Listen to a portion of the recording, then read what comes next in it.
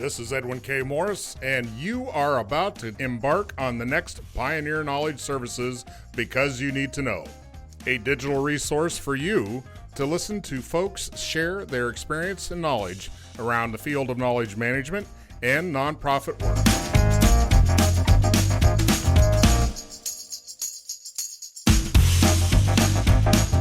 This program is being brought to you by the support from ROM Global, your number one choice for knowledge management, protecting your business from knowledge-based risks and helping it leverage new opportunities.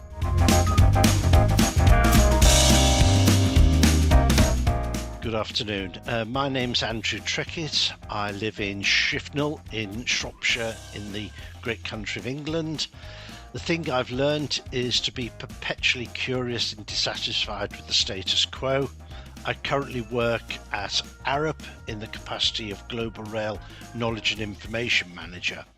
The last book I read was The Age of Unreason by Charles Handy, and it was important because it envisioned the world of work we live in now. And it was the book that when I read it for the first time in 1992, it changed my life.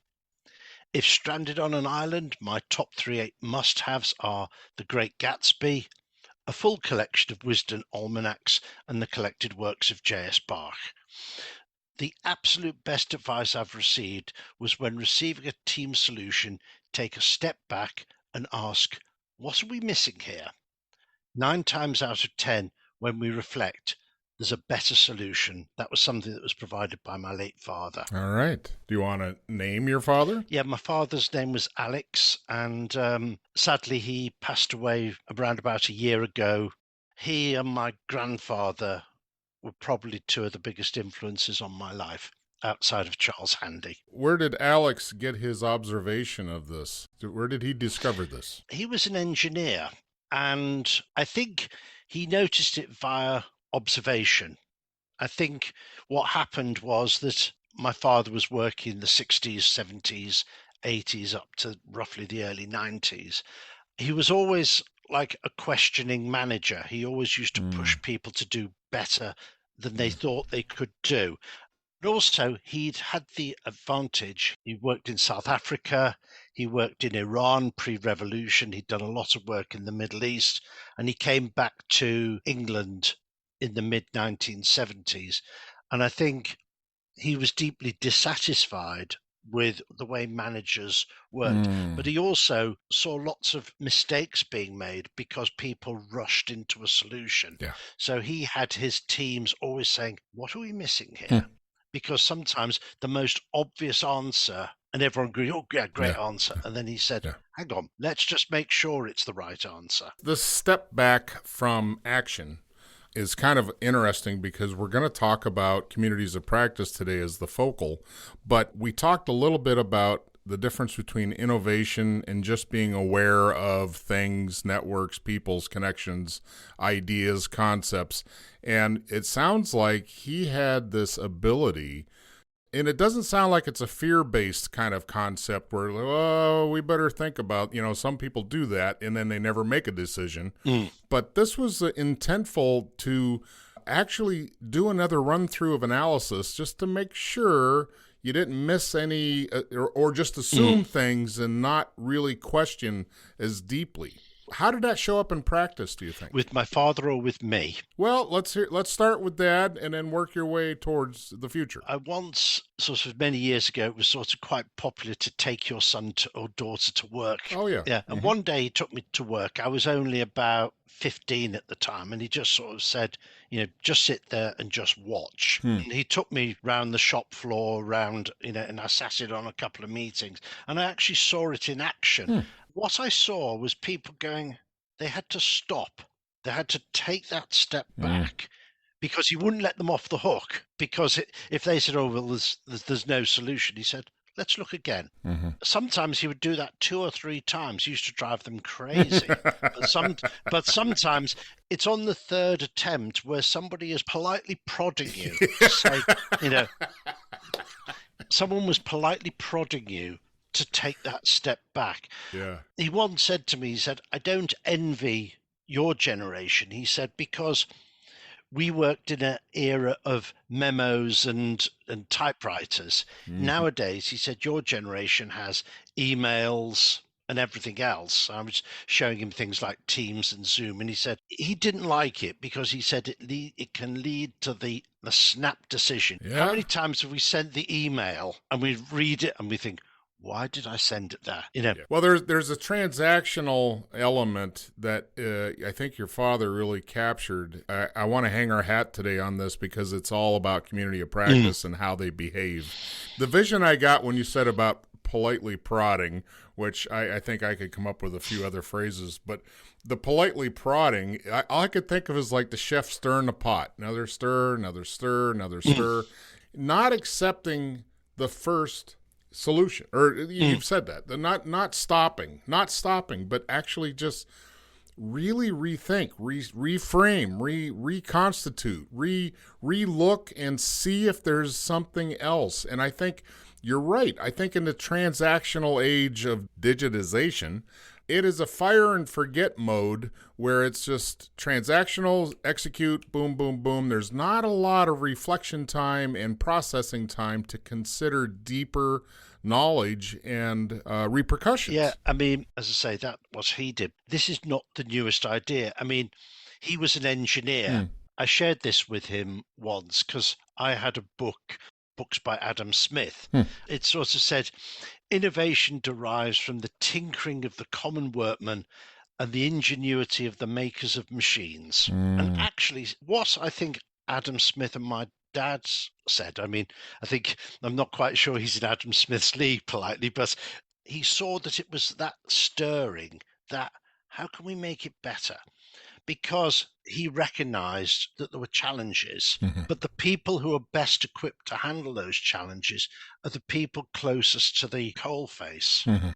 If you understand the analogy, Tell me, please. the analogy is, miners were at the coalface, so they were like that. They were right in it. Yeah. It's an English idiom. In the military, it would be boots on ground. You're in the Yes. mix. You see the reality for what it is.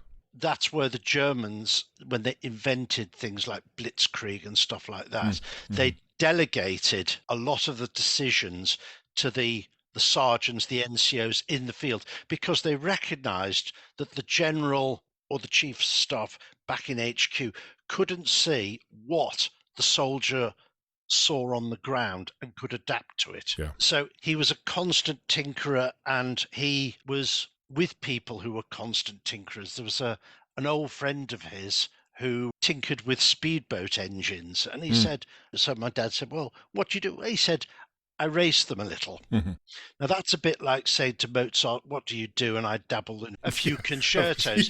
He actually held, the tinkerer actually held water speed records in a particular class, the most unassuming man you would have ever met. But because he kept tinkering, he kept advancing his speed. It's a level of creativity. Now we're talking about the creative juices around how performance, perfection, advancement, making things better or faster in that case, and constantly seeking. Is this just, let's throw it back to where I think it started, the Socratic method of just deep inquiry, asking different questions, trying to reframe to get towards a better solution. I think also it's a distrust of the word perfection. You use the word perfection. There's a great video. It's called Jiro Dreams of Sushi. And this is a guy who runs a small sushi bar under a Tokyo railway station. When President Obama went to Japan, literally the Prime Minister at the time took him to this place. There's a good picture of him with President Obama. This guy has been making sushi all his life. Okay. They said, have you ever made the perfect sushi? He said, no, I've been doing this. I'm still learning my craft. And actually, that's a good way to do it in any profession, is be distrustful of perfection. Because if you think you're perfect, there's only one way after that. Yeah. There's what's called the S curve in innovation. And it's the same for businesses. It's the same for anything. The best way is, if you think of it as a normal curve, you're going up the curve, and then you reach a slight plateau, and then the innovation dips. The best time to be looking for the next thing, bit like Wayne Gretzky said, I skate where the puck is going to be. So you start to re-innovate just before you get to the top of that S curve. The trick, of course, is knowing that you are at the top of that S curve. That's where the communities of practice can help, because they can give you the feedback from what they're seeing. There is an overlap, and there has to be an overlap between the day-to-day project work that you're doing, the community of practice, and your external networks. Harold Jarchi does that a really good one of that, because the external networks, the work that you're doing, that's being at the coalface. The external network is, oh, I heard this interesting concept the other day. Somebody was talking about, chat GPT or AI, or how they were doing something. And I thought to myself, with a bit of tweaking, you could do that. The community of practice can act as the incubator for that. Let's set the stage and define for us what community of practice means at your level. In the Arup level, I think it's quite simple. It's our ability to collaborate across the firm for our members, as we call them. We don't call ourselves employees, to develop some strategies, change the way that we do things, to research, look at industry best practice, learning tools, becoming an influencer in our industries as well. But also, and this is where I come in primarily, is bringing our knowledge together in one place. That to me is a community of practice. We call them skills networks. Let me just ask, because I've heard a similar framework, but in the other instance I'm thinking of, and I can't quote the name but of the company, but there was a big discussion about making that participation mandatory. There's kind of a trade-off, isn't there? If you make something mandatory and say you will participate in this community of practice, or do you make it a optional, opt-in kind of concept? I think I could have asked you to put me on mute while I screamed down the microphone when you said it's mandatory. To me, it's like having the mandatory group song before you start off on or the mandatory icebreaker at the start. That everyone loathes with a passion. Yeah. Dave Snowden, you've heard, says you can't co-opt knowledge, you can't conscript it. I think that just doesn't sound clever. But what you can do is you can encourage people through the norms of the organization. Yeah. In the mandatory framework, it's the riding crop of the good culture. Hey, you will participate, and you bring them dragging and crying to the table, and it's not the best you're not going to get the best quality out of that. But if you have an organization, I'll venture to say, that has that framework of you will participate, then it may need a little tweaking. It may need a little work. I would say a lot of work, because what you'll get is you will get presenteeism. I was at the compulsory away day. Did you contribute anything? Well, no, I just had to be there. Yeah. Okay, so you bring them by invitation, right? Mm-hmm. And then does the organization provide resources in the effect that, if it's not mandatory, but you also want to grease the skids, so to speak, to make sure that there's no punishment if you're spending time reflecting or sharing or producing extra knowledge that isn't really part of your day job? I would hesitate to use the word in Arab that there's a punishment. I don't think there is. I think there's a different issue. And it's the same as we talked about doing the lessons learned. It's the same with time, is people are working on very busy projects. They may want to, but the problem is that just time doesn't allow them to. And this gets me back to one of the areas where we talked about the use of AI, Microsoft Copilot, call it what it is. It has the potential to liberate the creative knowledge worker from the mundane, which should hopefully free up the time for them to be creative or to get involved in their thing. The danger is that you'll get the equivalent of what's called Parkinson's law, is that work expands to fill the day. Mm. And what it means is that managers sort of load more on because they think they need to fill the day. I think the important thing is companies need to recognize that communities can be one of the key drivers of innovation, because Joseph Schumpeter once said, innovation offers the carrot of spectacular reward, but also it's the stick of destitution. Because if your company is not constantly evolving, adjusting, innovating, how long is it going to be here? And communities of practice, because of that, the triple overlap are the ones that could really help with them. I think the other bit is that you have to recognize that sometimes ideas are transitory. My wife, many Christmases ago, bought me a nice little brass figurine, and it's a picture of a feather and a butterfly just landing on it. Mm.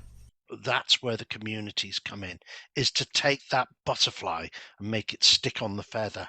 One of the things we're looking at is doing what I call little bets or curiosity funding. And that is, I've got this idea, I just want to start figuring it out. Mm-hmm. I need £1,000 just to do it. It's still early days. I've sort of said that the community leaders should have control over it because they are the closest to the coalface. It's no doubt something we'll adapt. Oh, yeah. Because you don't want to lose the impetus by making it overly bureaucratic. Yep. You want, I've got this idea, it's improved within a day or a week. I can get on with it. But and it comes down to trust. Trust is everything, because you've got to trust that the people will use that £1,000 responsibly. I want to define what innovate means. Merriam-Webster defines innovate as to make changes, do something in a new way.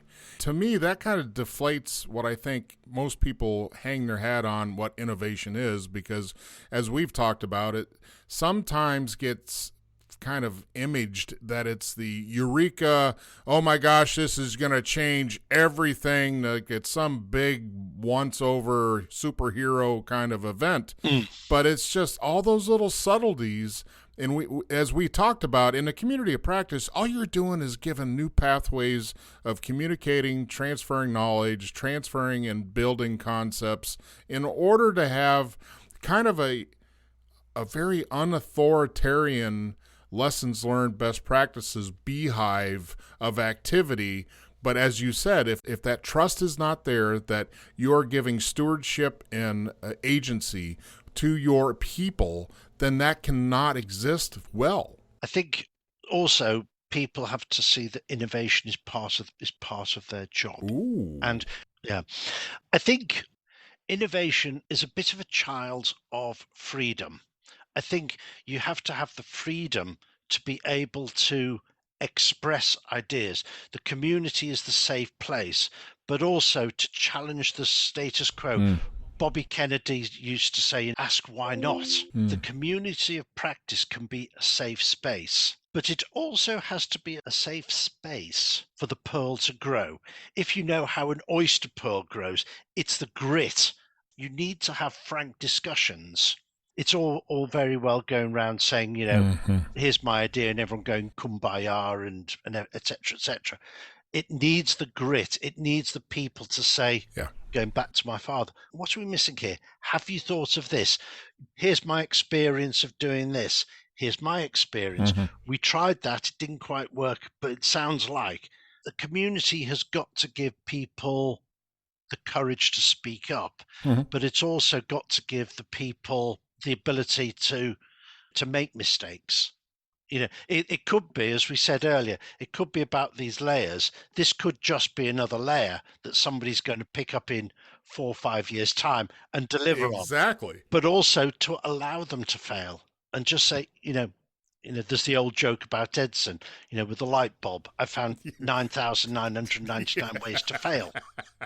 But in that, how do you sell that concept as a return on investment to the big corporate piggy bank to say that's a wise decision? I think, to me, you can't have the mandatory idea. It's sort of, there was an old cartoon, I think in the New Yorker, where it sort of shows their sales sort of bumping along the bottom, and then pings like that and then goes down again. And they're saying, we want you to have one of those crackpot ideas like you did there.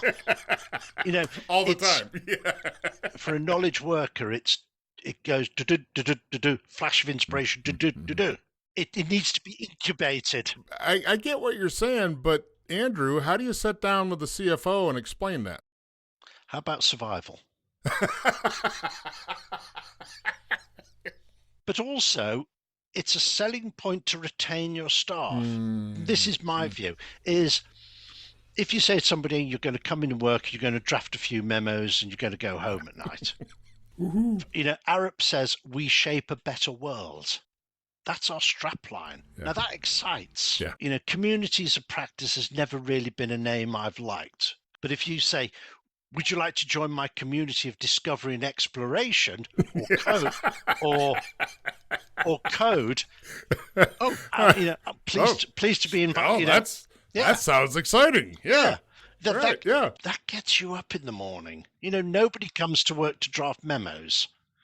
Well, you're talking about a cultural foundation, and I want to bring this back to what you said, is that innovate should be part of the worker's job description. How do you get that concept? Because I've pushed that same philosophy on knowledge responsibilities. I feel that everybody has a knowledge responsibility in the organization, so therefore all their job description should at least have a paragraph that says what they're responsible to do with their knowledge.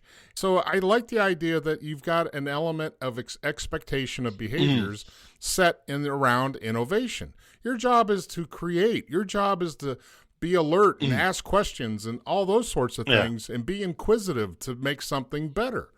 Yeah, it is. And I think it's, Arup has that strapline to shape a better world, but we get engineers who buy into that. They also, to be fair, because we're not a quoted company, we don't have the tyranny of the quarter. We're willing to invest in experiments. If they don't work, well, okay, what have we learned from this? At least we finance them. The flip side of that is, yes, you have to deliver projects. The problem is you can start to innovate at the start of a project. Sometimes there are longer trends that you need to look at. Now, we're fortunate. We've got a great team in Arup. They're called the Foresight team. And they're the guys and gals who look over the horizon. They're our futurists. But actually, my view has always been is that communities of practice are also futurists. They should be looking over the horizon and saying to people, we've always made tracks this way. What would happen if we made them out of paper? There's a thing on a community.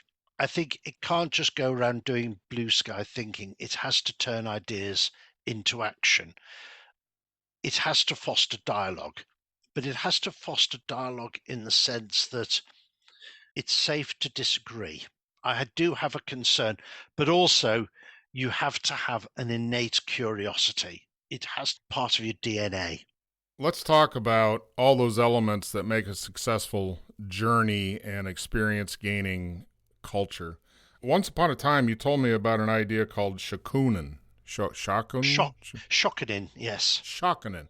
Can we talk a little? Does that fit in here? It does, yes, because it takes us circuitously back to the Jiro makes sushi one. Perfect. A shockening is somebody who is a master. It's a Japanese phrase, and I'm probably mangling it badly, about a person who is a master of their craft. It could be a carpenter, it could be a sushi maker, it could be a guy who's working on the master line and just knows by feel that the paint job isn't right. But they've put a lot of work into it. Shokunin, the mastery of one's profession. Dedicating yourself to your art. And this is something that actually goes back ages. The Freemasons in Europe. Craftsman spirit. No work is small. That's what I mean by shocking. Elevate your craft. Yeah, well, here again, it's not in a selfish sense. So what I get from this is that I think in the capitalistic mindset, it is all about me. And in this mindset, it is ultimately community-based. You increase your professional craftsmanship to elevate and help your community. And through your community as well. That's how I read it, because I'll just go through this and we'll go back in. I think it is my father, although he didn't know the concept, he said, can I do it better? He was constantly challenging his team to raise the bar. That is really just a pure sign of good leadership, right? It should be. It should be. What's the name for that? Servant leadership. Yeah. It's bringing everybody together. Yeah. Okay. The full one is Shokunin Kishitsu, which it comes across as the craftsman spirit, the artisan spirit. And I think it's broken down into three key components. There's a taking a pride in what you do. No work is too small. It's like the man JFK allegedly met in Houston, and he asked him what he was doing, and he was sweeping the floor. He says, I'm helping putting a man on the moon. It's doing it with full dedication and concentration. That's more difficult nowadays. It may be for a craftsman that it's not difficult, but in a modern workplace, there are lots of distractions. But if you're using things like focus times or the Pomodoro method, you can do it. There is the ability to elevate your craft. It's, going back to what my father said, he was always challenging his teams. Can you do this better? He was always encouraging them to raise the bar. It's not massive steps. It's just steady refining of your thing. If you think about how you start off as a young apprentice, you just joined a firm for the first time. You need to be molded and changed as you go along, but you have to have that concept in your mind that you're going to look to improve your work, and then pursue the benefit of community through your craft. So how do you do what you do so that everybody benefits? And I think it's not just a case of what you can do for the community. It's also what the community can do for you. It can bring you new ideas, new concepts that help you achieve the craft elevation. Could we lift and shift this, what you just explained in this concept, to say this is also what we mean by knowledge management? Absolutely. My view is if you aren't learning and applying the lessons, and they can come via the community or via sitting in a lessons learned meeting. And even if you take away just one concept and say, you know what, I think I can use that. Or you can be innovative as well and say, right, well, if I tweak that just that little tiny bit, it would really work on that project. And going back, this is where I think things like ChatGPT can help us, because they can help us make connections that we can't make. But remember, it's only what a machine is telling you. It can't make all the joyous human connections yet. Creativity is going to be the key thing for any knowledge profession, because if it can be automated, you have a problem. You're also bringing up the concept of the asking deeper question. With the AI and this elevation of being able to rethink it, it's like a digital sounding board to represent all those people around the table to help you either reframe it, deeper thinking, question what you think you know, and all those assumptions that go with that. Going back, it's also looking outside of your initial network. There's always been a danger with communities of practice. I've always said it's like this: what do they of baseball know that only baseball know? And what it means is if you just look through the prism of a rail community or a track community, your thinking becomes slightly siloed. One of the things we're trying to do is we're trying to encourage people to link into other networks. And I said at the other side, actually, let's not look for a completely convergent community. Let's look for something completely different. So we've got 58 skills networks in Arup. Rather than looking for something that's very light rail, why don't we go and have a look and see what the maritime team are doing? It brings that new thing. In biology, wouldn't that just be called cross-pollination? Absolutely, yeah. Going back to your butterfly vase sculpture, I mean, you're just lightly touching different pieces just to see if there's something there. Because there's always something that somebody's working on that you think, I could use that. Or if you listen to like classical music, what are variations on a theme? It started off from one thing, but through a mixture of art and science and everything else, it became even better. I think the skill set that's required for everything we've just talked about is the spark of creativity, because everything we've talked about it depends on the receiver, the human framework, to be open and aware and cognitive of what they're seeing, hearing, learning, observing, to say, and think about that, to see if there's a fit, to understand consequences and what ifs and all the scenarios that require a visionary mentality. Now, you said art, and I want to bring that around here, is that what I think a lot of folks that I have conversations with is that they're stuck with the science side of knowledge management in the process and technology piece. But as long as the human element is there, then we need to put as much weight or equal amounts of the art side of it in understanding that the human framework and the psychology behind cognition, inception, and being able to understand, comprehend, and have a deeper understanding takes a lot of work, and it's not just one thing. And also, in some respects, it can be a difficult sell. There's a lady called Stephanie Barnes who talks about radical KM, and there are people who bring Lego into things.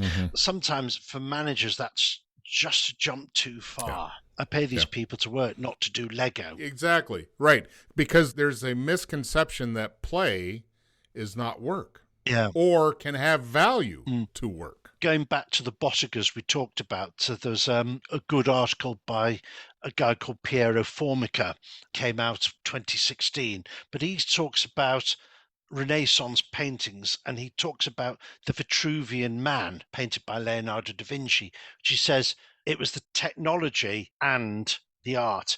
If you look at some of Leonardo's pictures for a tank or for a submarine, they were reimagining the technology of the day, and then he was able to bring it forward. I think the other thing is you have to defend your idea, but I think going back to that butterfly, you also have to remember that people, it can be fragile things, so you have to be careful about your criticism. You don't want to put the person off from thinking, God, that was such a terrible experience, I'll never have another idea again. It's got to be, I would say, almost not controversial, but also compassionate.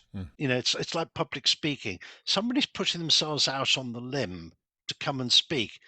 You may think their ideas are the worst thing since sliced bread, but for them, it's important. In that respect, you don't want to be the heckler. You don't want to constitute that hecklers are okay in this organization, meaning you're just sitting back and throwing eggs at people with no value to add. Yeah. As a container of community building, I think it's a missed opportunity that most organizations that I've seen that try to go down the road of having community be safe is there's no sheriff. They don't establish a sheriff to be able to say, whoa, that behavior is not acceptable. Let's go back to what Benjamin Franklin, we talked about this early on, the think tank, if you will. The Junto group. Yeah, the Junto. They had a prescription. They had an agreements list. They had things that the container, and I keep using container because it's just a frame that I like, because it contains the group. And it's a group agreement, it's a group behavior, and it's a group agreement that they all will adhere to. But there's somebody who's got to keep that in check. And in an organization that does not have a policing, and I'm using that word vaguely, but the sheriff to say, sit down, you're out of order, that sort of thing, then there's no trust or safety in the agreements. If no one obeys the law, then why do? But I mean, like most communities develop their own charters. Okay. And I think it does come down to more senior people who've been in the organization. It doesn't have to be somebody with a managerial rank, but it's just somebody to say, that wasn't helpful. I mean, I've seen it done some other places where if you're going to criticize an idea, have two positives. Yeah. We talked about with lessons learned when we talked last time, is you don't give them the sandwich. I won't use the phrase. You don't give them that. Yeah. But you say, I really like this. I really like this. But you don't do the but, and you say, however, However, I think this idea needs a little more clarification. Or in this area, you don't use the word mistake. Mm-hmm. What were the areas for improvement? Mm-hmm. And that's where the community can help, because you've done it, you've tested it out in the community. When I did my MBA, more years than I care to remember, the tutor said, "You know what the advantage of an MBA is?" Some wise person said, "Yeah, we're paying you £15,000 to hear this." He said, "No, no," he said, "You're able to test out ideas without crashing the company." And it's the same with the community. It's the ability to test out an idea in what is, by and large, a safe area. Mm-hmm. By and large, is a safe area. It depends on the culture of your organization. But in Arab, I'd like to think it is a safe area. Yeah. But people are scared because you're suddenly putting your head above the parapet. And I think a community has to be that, almost put their arms around you and say, Mm-hmm. "Don't It's worry, okay. Jim. Yeah. Don't worry, Mary. We're not going to flame you." Yeah.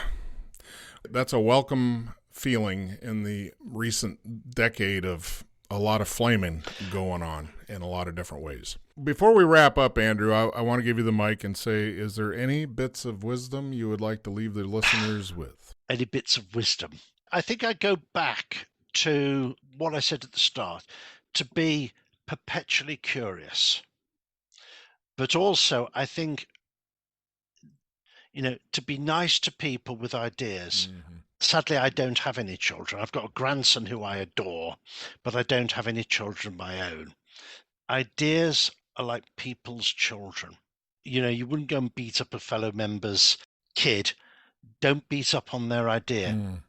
Be supportive, but also look for what is that person missing? Because going back with an idea, sometimes you can be so close to the idea. You haven't done that, what we said at the start. Take a step back, reconsider, come back and just talk about that one. There's something there. A little polish, just to go back to your oyster. It just needs a little more polishing before it's ready. But don't make it like Gatsby's green light that nobody ever gets there. You'll never get perfection. But I'd rather have 80% out, 80% out there, because we can work on the other 20. Image I got, how to be kinder to your your colleagues' children. All I could think of was like, if I could reframe how people bring ideas, let's say in a meeting, and if I can stop myself from reacting and analyzing and just consider that they're bringing me an egg, a chicken egg, ostrich egg, some egg, and the egg is fragile, but it's got a lot of potential. And it's my job, if I'm leading the organization or the meeting or what have you, is to carefully accept that egg and put it on a shelf and let's talk about it instead of reacting. Sometimes I get reactive. I don't know if you may not know that, but if there's something that sounds like there's a challenge in the air, that gets my gruff up a little bit. So I like this idea of coming with it in an empathetical and a very methodical, slow boil kind of way that allows it to exist without, I'll say it, judgment. There was I don't know if I've told this story before. I worked in a Japanese firm based in the UK. I learned quite a lot about them, as you might have guessed.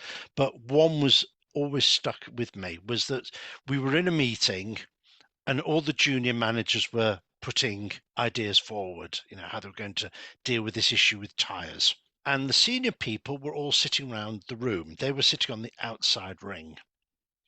And after about 45 minutes of this, senior man put his hand up. Room goes quiet.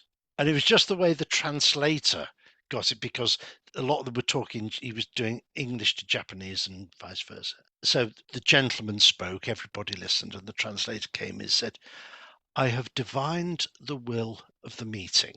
This is how we're going to go forward." Wow. And sometimes with innovation, as a senior person, it's maybe listening to the ideas and saying, "Right, I've divined the will of the meeting. Here's some good points. Here's some points that have to go away and work on. what time do you need, blah, blah, blah. It's always stayed with me. Yeah. 20 years after I heard it for the first time. It builds the expectation that, one, the junior folks have an open playpen to work in without interference.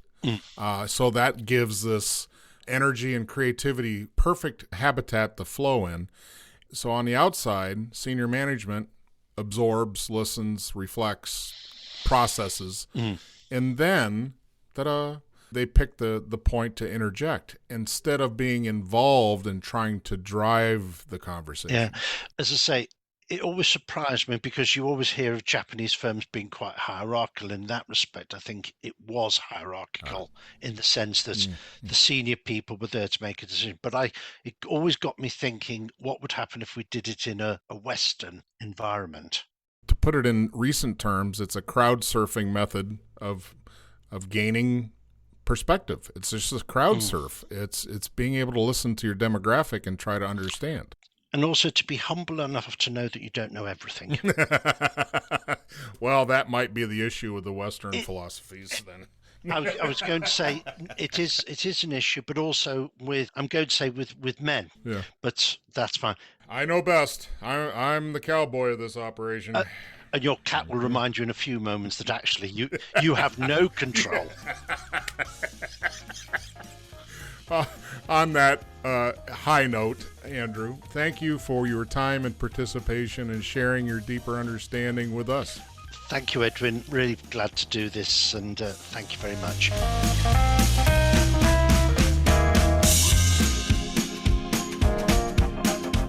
This program is being brought to you by the support from ROM Global, your number one choice for knowledge management, protecting your business from knowledge-based risks and helping it leverage new opportunities.